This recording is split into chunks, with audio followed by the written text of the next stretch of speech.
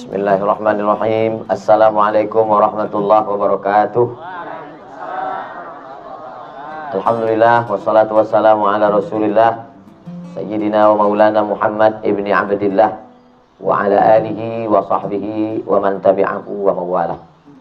Mudah-mudahan bapak-bapak, ibu-ibu, semua tamu-tamu Allah Subhanahu wa taala selalu dalam keadaan sehat badan dan diberikan istiqomah iman dan Islam. Ketika Nabi Muhammad SAW di kota Makkah itu, ada orang tua yang baik, namanya Abu Bakar Siddiq. Ada anak muda yang secara fitrahnya baik, namanya Umar bin Khattab. Ada anak muda yang cerdas, baik, namanya Ali bin Abi Thalib. Ada anak muda yang kaya, namanya Utsman bin Affan. Tapi mereka ini masih terpencar-pencar, terpisah-pisah. Maka magnetnya itulah dia Nabi Muhammad sallallahu alaihi wasallam. Berkumpullah mereka, akhirnya mereka pun menjadi sebuah komunitas persaudaraan. Jadi ketika Nabi SAW bersama sahabat di kota Makkah selama 13 tahun hijrah ke Habasyah, tak terlalu baik support di Habasyah. Rajanya namanya Najasyi, dipimpin gelombang pertama itu oleh saudara Ali bin Abi Thalib, namanya Ja'far bin Abi Thalib. Hijrah lagi Nabi SAW ke Taif, Nabi sendiri. Orang Taif pun tidak menyambut juga. Dilempar pakai batu, berdarah kaki Nabi. Akhirnya Nabi pulang ke Makkah. Lalu kemudian 2 tahun sebelum pindah, orang Madinah ini sudah datang ke kota Makkah melaksanakan ibadah haji. Mereka membaiat Nabi SAW. Jadi Nabi itu bukan ujuk-ujuk tiba-tiba datang ke Madinah. Dia persiapannya 2 tahun. Setelah siap semua orang Madinah, barulah Nabi SAW datang ke kota Madinah. Berangkat pada hari Ahad malam Senin. Malam Senin, malam Selasa, malam Rabu, malam Kamis, malam Jumat, malam Sabtu, malam Ahad, malam Senin. 8 hari 8 malam. Nah, jadi kalau kita baca sejarah Nabi itu membuat beban kita itu terasa ringan. Saya kalau udah sore itu dari hotel ke masjid itu nggak tahan, saya panas. Berjalan saya kemarin dari hotel ke Saqifah, tempat Abu Bakar di baiat, itu merah telinga nih, wajah nih panas minta ampun. Kita merasa panas. Yang enaknya sekarang nih cuma 2, di hotel sama di masjid. Tambah 1 lagi di kebun kurma. Awalnya kita mau buat acara ini sore. Setelah disurvei, kalau sore kita di sini jadi kambing panggang. Akhirnya dibuatlah pagi jam 7. Jam 8 kita kumpul. Jadi kalau kita terasa panas di Madinah ini, bagaimana Nabi 8 hari 8 malam naik unta. Jadi dengan membaca sejarah Nabi dan orang soleh, itu terasa ringan beban kita. Yang pertama, bahwa perjalanan yang jauh, menyakitkan, kesulitan, itu tak ada apa-apanya dibandingkan perjalanan Nabi Muhammad SAW. Jadi kalau kita ada merasa kenapa panas, kenapa susah, kenapa payah, kenapa begini, kenapa begitu, maka bacalah kisah perjalanan orang-orang soleh. Insya Allah terasa ringan beban kita. Iyamsaskum qarhun, kalau kamu merasa dulu sekarang kamu sulit, faqad massal qauma qarhun mithluh, maka orang-orang sebelum kamu juga mengalami kesulitan yang luar biasa. Lalu kemudian sampailah Nabi hari Senin di tempat namanya Quba. Bapak Ibu udah ziarah ke Quba belum? Sudah. Nah, sampai di Quba itu hari Senin, 4 malam Nabi di sana. Malam Selasa, malam Rabu, malam Kamis, malam Jumat. Nabi menginapnya di rumah Kulsum bin Hindim. Kulsum bin Hidim. Ingat-ingat, nanti ini ada pertanyaan. Di manakah Nabi menginap selama 4 hari 4 malam? Ujian akhir semester. Itu artinya setiap banyak orang jahat, pasti orang-orang baik. Walaupun banyak orang jahat, ada Abu Jahal, ada Abu Lahab, ada Abu Sufyan, waktu itu belum masuk Islam. Dia masuk Islamnya nanti tahun ke-8. Ada orang baik yang menampung Nabi selama 4 hari 4 malam. Beruntung sekali Kulsum bin Hidim itu. Walaupun namanya tidak seviral Abu Bakar Siddiq, tapi sempat dia bisa Bapak Ibu bayangkan, Nabi menginap di rumah kita 4 hari 4 malam. Oh, indahnya luar biasa. Jadi kalau ada di antara kita yang ngomong, saya ini Pak Ustadz nggak baik karena saya nggak hidup zaman Nabi. Kalau saya hidup zaman Nabi mungkin seminggu Nabi di rumah saya. Belum tentu juga. Kalau kita hidup zaman Nabi mungkin kita ikut Abu Lahab. Na'udzubillah. Jadi Nabi menginap di Quba itu di rumah Kulsum bin Hidim. Ha dal mim. Hidim. Malam Selasa, malam Rabu, malam Kamis, malam Jumat. Hari Jumat pagi Nabi bergerak dari Quba. Selama 4 hari itu berdirilah Masjid Quba. Artinya orang soleh, orang baik, kalau dia berkumpul, dia membuat sesuatu. Berdiri masjid. Kita juga begitu. Ini nanti mesti ada catatannya, bapak-bapak direktur travel. Dari berbagai macam travel. Ini peserta nih, ditulis semua nomor handphonenya, dibuatkan grupnya.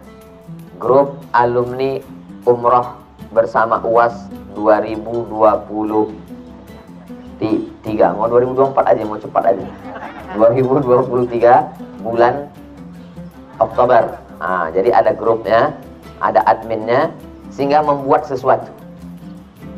Ini judul kita subuh ini kan, pagi ini kan tentang hikmah bersama dengan orang soleh. Bersama dengan orang soleh ada magnetnya, ada yang mempertemukan. Orang kalau dia sesama-sama soleh, dia satu signal, satu server, mudah ketemu. Bersama orang soleh, ketemu orang baik di tengah orang jahat. Buktinya ada saja orang baik yang menampung Nabi SAW. Bersama orang baik, kalau sudah berkumpul, ada membuat sesuatu. Apa yang dibuat Nabi bersama orang-orang soleh ketika itu? Berdirilah satu masjid Quba. Kita nanti tidak usah buat masjid Quba lagi, udah ada. Nah, masjid lain kita buat. Lalu kemudian pada hari Jumat pagi, Nabi pun bertolak bersama sahabat dari Quba menuju Yasrib. Nah, inilah dia tempat kita nih sekarang. Namanya waktu itu Yasrib. Yasrib tanah banyak kuman, banyak wabah, banyak penyakit, banyak binatang berbisa. Namanya saja sudah tak menarik. Kau mau kemana? Mau ke tempat yang banyak penyakit, banyak wabah, banyak kuman, banyak binatang berbisa. Bayangkan aja kita kalau kita tanya, kau mau kemana jalan-jalan? Mau jalan-jalan ke Wuhan. Langsung terbayang COVID. Nah begitulah nama Yasrib waktu itu. Namanya dirubah Nabi menjadi Al-Madinah Al-Munawwarah. Orang baik, kalau dia menjadi baik, ada perubahan. Makanya banyak kadang nama orang berubah. Nama setelah hijrah. Banyak nama. Nama antum siapa? Nama saya Abdul Somad. Dulu sebelum hijrah memang begitu dari saya tak lahir. Ada orang namanya setelah jadi ustadz lain. Pas ditengok KTP lain. Ini nama kau lain. Ini waktu nama masih nama bid'ah. Kalau saya dari dulu memang udah sunnah nama saya. Abdul Somad. Jadi orang baik itu selalu ada berubah. Berubah nama, berubah tampilan. Alhamdulillah Pak Ustadz, kawan saya itu sejak berkawan sama orang baik udah berubah dia. Udah berjubah dia sekarang. Udah pakai topi putih dia sekarang. Tapi sebenarnya itu hanya casing aja. Perubahan yang sesungguhnya adalah perubahan di dalam batin. Yang sebelumnya menyembah pokok kayu, menyembah jabatan, menyembah harta, maka setelah itu dia menyembah la ilaha illallah Muhammadur Rasulullah sallallahu alaihi wasallam. Mudah-mudahan kita yang belum berubah setelah balik umroh ini berubah insyaallah. Saya Pak Ustadz, kawan saya itu orangnya ceria, tapi setelah balik umroh itu berubah dia orangnya murung, suka bersedih. Kenapa? Banyak kali belanjanya Pak Ustadz. Nah itu lain perubahannya. Kita mau berubah ini. Dulu sebelum umroh orangnya tak suka ke masjid, Setelah umroh, Masya Allah ke masjid. Itu yang mau kita mau. Dulu sebelum umroh orangnya bakhil, pelit. Setelah umroh orangnya jadi dermawan. Dulu sebelum umroh orangnya cakapnya kasar. Setelah umroh orangnya menjadi lembut, baik Pak Ustadz. Mudah-mudahan kita ada perubahan insya Allah. Lalu kemudian Nabi pun bertolak. Berhenti dia. Masuk waktu sholat Jumat, berhenti dan sholat Jumat Nabi. Tanah tempat Nabi sujud waktu sholat Jumat itu, berdirilah masjid. Didirikan oleh Umar bin Abdul Aziz, khalifah yang adil dan amanah. Nama masjid itu Masjid Al-Jumu'ah. Dari Kuba ke Madinah, sebelah kanan Masjid Al-Jumu'ah. Lalu kemudian sampailah di Madinah. Disambut mereka lah. Belum pernah kota Madinah dalam sejarahnya meriah, semeriah menyambut Nabi Muhammad SAW. Semua mau ngajak mampir.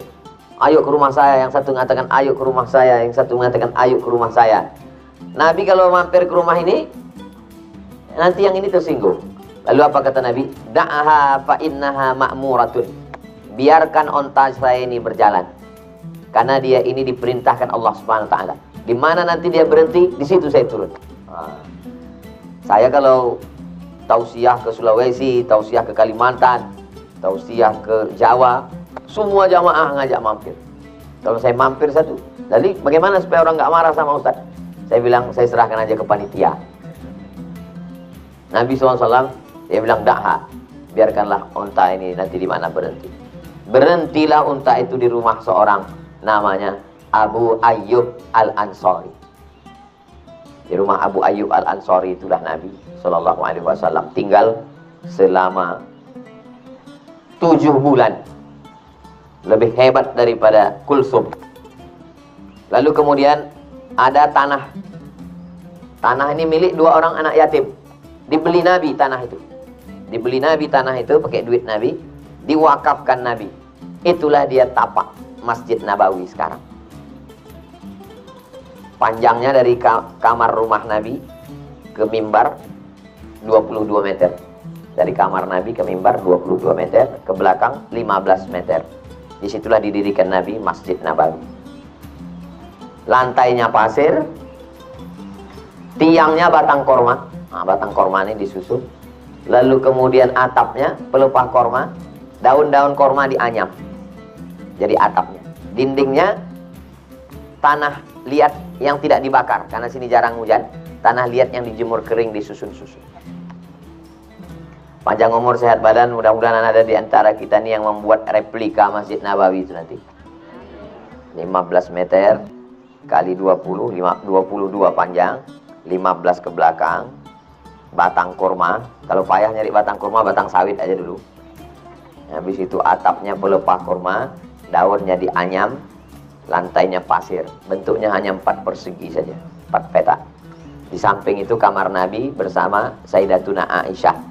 Di depan rumah Aisyah itu rumah Umar bin Khattab. Jadi kompleknya begitu. Begitulah perumahan mereka di zaman itu. Ini rumah Nabi SAW. Di depannya arah ke kiblat itu rumah Umar bin Khattab. Di belakang arah ke belakangnya itu rumah Sayyidatuna Fatimah. Nah, jadi berurutan. Fatimah dengan Sayyidina Ali, Nabi dengan Sayyidatuna Aisyah, lalu kemudian rumah Umar bin Khattab. Dar Umar, Ali Umar, keluarga Umar. Salah satu rumah di situ adalah rumah Hafsah, istri Nabi Muhammad sallallahu alaihi wasallam. Disitulah mereka membina masyarakat yang baru. Selama 13 tahun Nabi Muhammad sallallahu alaihi wasallam berada di sana, berkumpul bersama orang-orang baik, lalu kemudian membuat sebuah peradaban yang baik. Akhirnya terwujudlah kota Al-Madinah Al-Munawwarah. Biasanya kita kalau ditanya orang, kamu mau kemana? Saya mau ke Bali. Kenapa kamu ke Bali? Pantainya bagus. Kamu mau kemana? Saya mau ke Kalimantan. Kenapa Kalimantan? Hutannya bagus. Kamu mau kemana? Saya mau ke Thailand. Kenapa ke Thailand? Hiburan maksiatnya bagus. Tak ada larangan, bebas sebebas-bebasnya. Kamu mau kemana? Saya mau ke Indonesia. Kenapa Indonesia? Orangnya bagus, ramah, senyum-senyum. Kamu mau kemana? Saya mau ke Amerika. Kenapa ke sana? Karena hiburannya bagus. Kalau 5 prinsip ini kita pakaikan ke kota Madinah. Hutan tak ada. Laut 400 km baru sampai ke Jeddah. Salju tak ada. Ramah, udah berapa kali kita kena usir.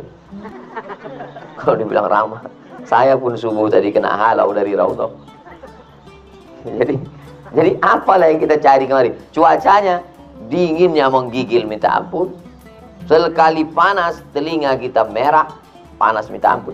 Jadi apalah yang membuat kita datang ke sini? Cuma satu, Nabi Muhammad Sallallahu Alaihi Wasallam. Seandainya Nabi itu lahir hari Jumat, orang akan bilang hari Jumat dan Nabi Muhammad. Seandainya Nabi lahir pada bulan Ramadan, orang akan bilang bulan Ramadan dan Nabi Muhammad. Dipilih Allah, Nabi lahir bukan pada hari Jumat, tapi pada hari Senin. Yang waktu itu hari Senin bukan hari apa-apa, biasa saja. Dan Allah pilih bulannya Rabiul Awal, bukan bulan Zulhijjah. Kalau bulan Zulhijjah ada haji. Bukan bulan Muharram. Kalau bulan Muharram bulan haram.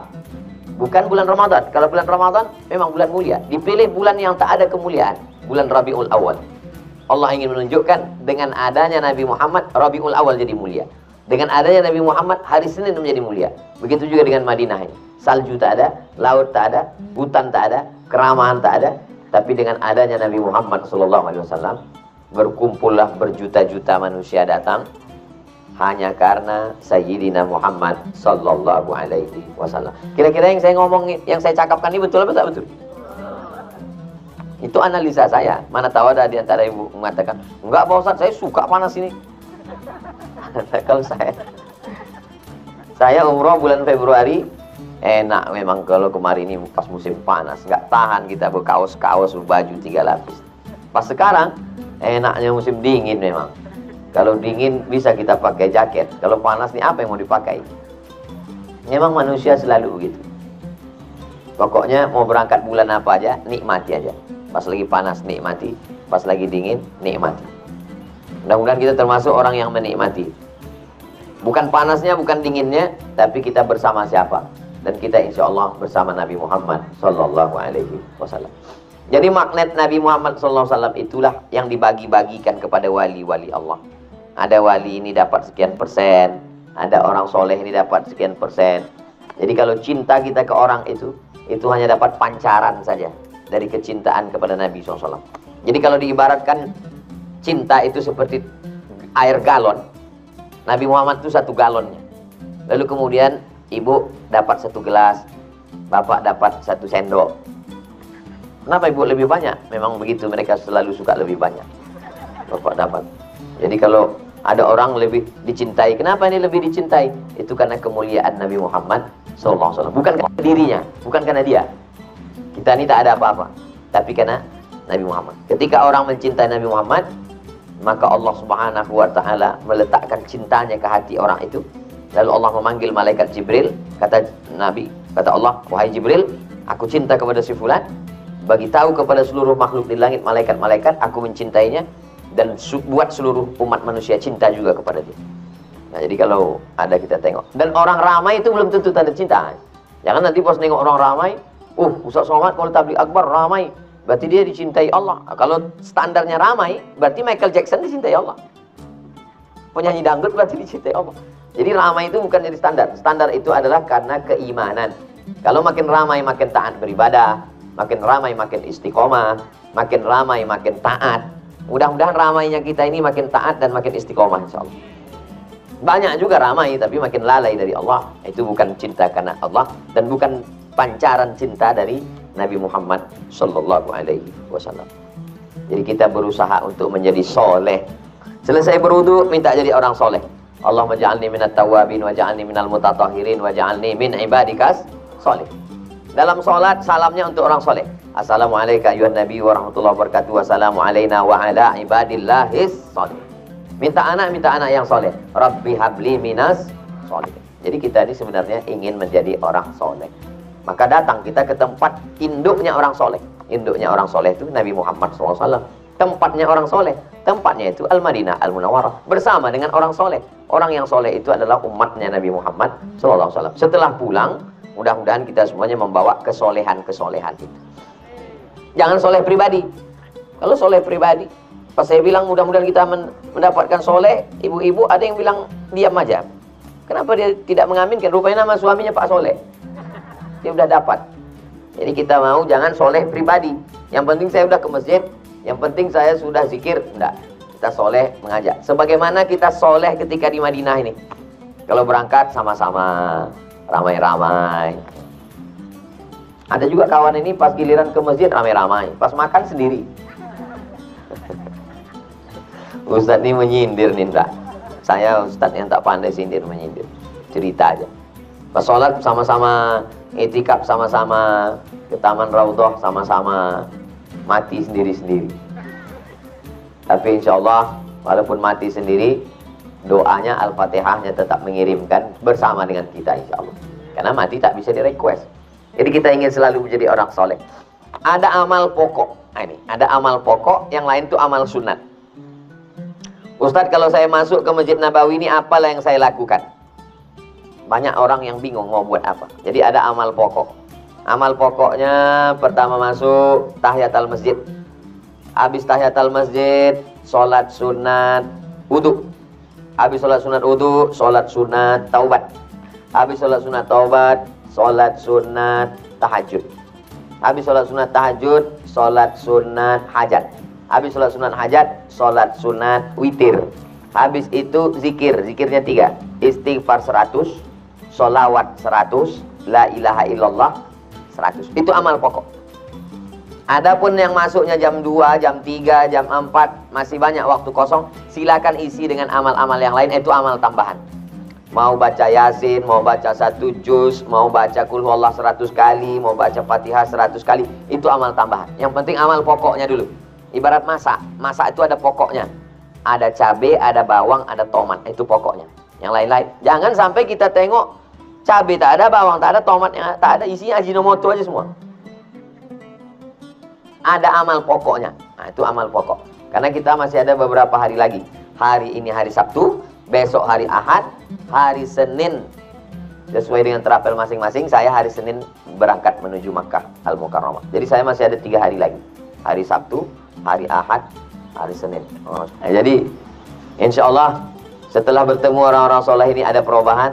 Bertemu orang soleh ada magnetnya. Bertemu orang soleh membuat sesuatu. Bertemu orang soleh terasa ringan apa yang kita rasakan. Bertemu orang soleh ada kebahagiaan, ada kegembiraan. Bertemu orang soleh tak mau soleh sendirian, mengajak orang lain ikut menjadi soleh.